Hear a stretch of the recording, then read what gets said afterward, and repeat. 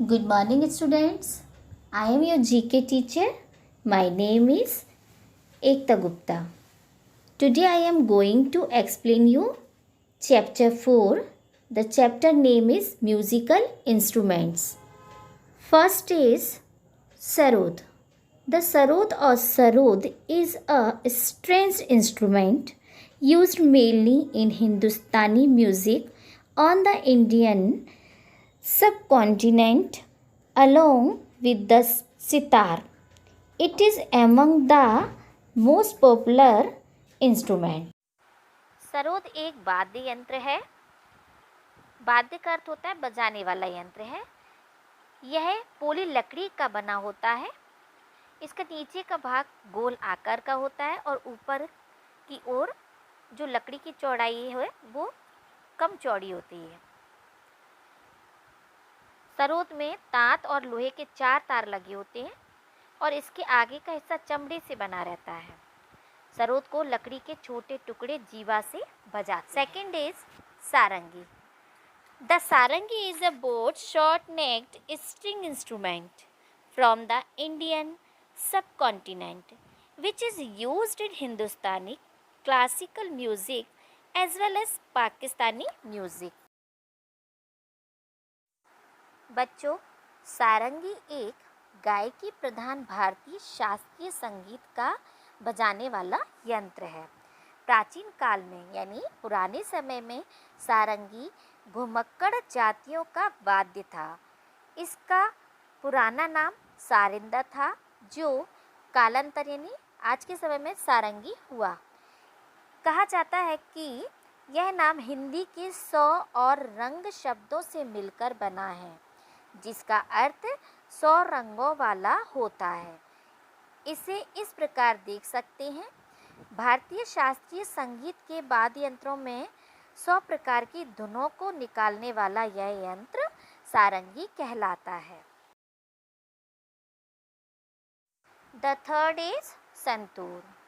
The santoor's name comes from the name Shatar Tantric, meaning a veena of 100 strings.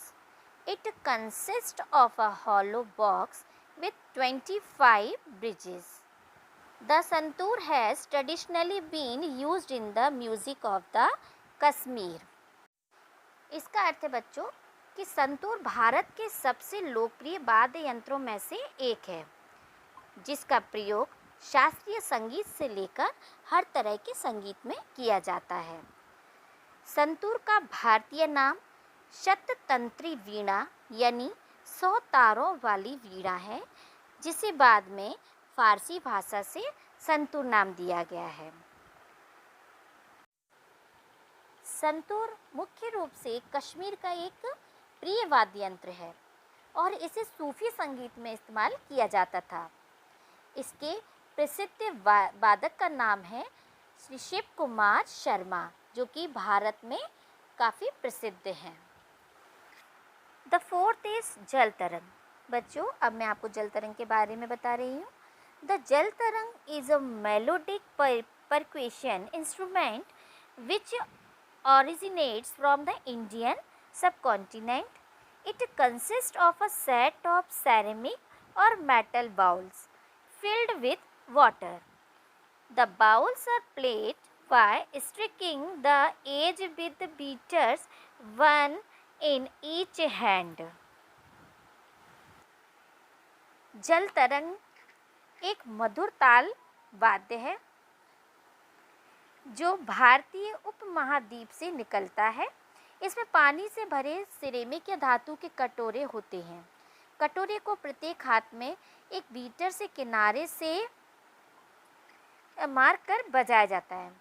बच्चों, इसमें 2 beats ली जाती है और कप या प्याली या सिरेमिक के बने कुछ बाउल्स बना के हम उसमें पानी भर कर इसे बजा सकते हैं। तो इसमें जो आवाज़ निकलती है, जो तरंगें निकलती है, वही जल तरंग कहलाती है। फिफ्थ इंस्ट्रूमेंट इज ढोलक। द ढोलक is a 2-headed hand drum from the Indian subcontinent. The dholak is mainly a folk instrument, lacking the exact tuning and playing and techniques of the table or the pakhabaj. The drum is pitched depending on size with an interval of ढोलक आम, बीजा, शीशम, सागौन या नीम की लकड़ी से बनाई जाती है। लकड़ी को पोला करके दोनों मुखों पर बकरे की खाल और डोरियों से कसी रहती है। डोरी में छल्ले रहते हैं जो ढोलक का स्वर मिलाने में काम आती है। यह गाने व नृत्य दोनों के साथ ही बजाई जाती है। हम भारतीय लोगों में ढोलक का प्रयोग हर छोटे बड़े फंक्शन में किया जाता है। The next is shehnai instrument. The shehnai is a musical instrument originating from the Indian subcontinent.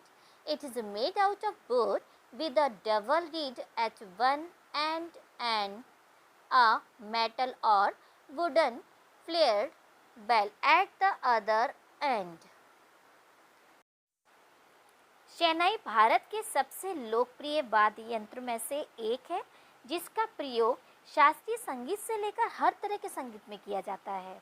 स्वर्गीय उस्ताद बिस्मिल्लाह खां भारत में शहनाई के सबसे प्रसिद्ध वादक समझे जाते हैं। यह लकड़ी से बना होता है जिसके एक सिरे पर दोहरा ईख होता है और दूसरे सिरे पर एक धातु या लकड़ी की परत लगी होती है। इसमें छेद किए जाते हैं जिसके स्वरों से आवाज़ निकलती है, वही शहनाई कहलाती है। Thank you.